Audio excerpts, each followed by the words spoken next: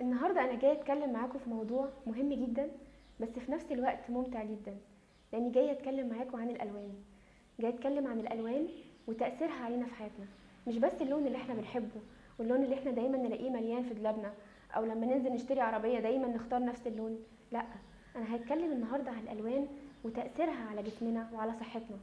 كل لون ليه طول موجة، وكل عضو في جسمنا كمان ليه طول موجة.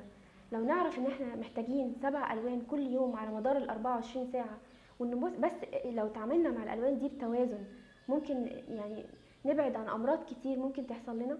دي حاجة مهمة جدا. انا هتعامل المرة دي مع اللون على ان اللون انا محتاجاه لصحتي. زي مثلا ايه، في عندنا 7 الوان مهمين ان احنا نتعامل معاهم خلال 24 ساعة في اليوم، اللي هم الاحمر والاورنج والاخضر والاصفر والسماوي والازرق والموف. الالوان دول لازم يدخلوا في حياتنا باي شكل ما، عن طريق الاكل، عن طريق اللبس، عن طريق الالوان البياض اللي في البيت.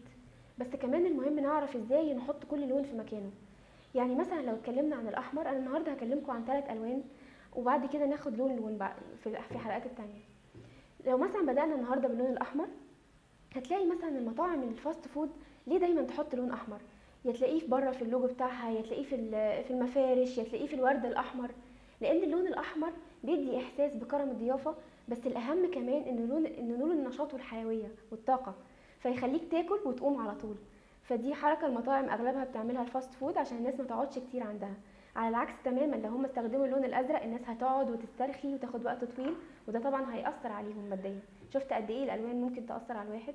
الاهم من كده كمان ان اللون الاحمر لو اتحط في اوضه النوم ممكن يسبب لك الارق والكوابيس. فعلى قد ما احنا محتاجين اللون الاحمر، بس كمان محتاجين نعرف امتى نستخدمه وازاي.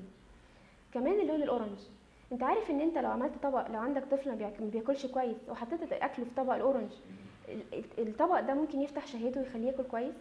وعلى العكس تماما، لو انت عايز تخس المفروض تاكل في طبق لونه ازرق. شفت قد ايه في حاجات بسيطه ممكن تعملها تغير حياتك. اللون الاصفر، اللون الاصفر ده لون الابداع والسعاده.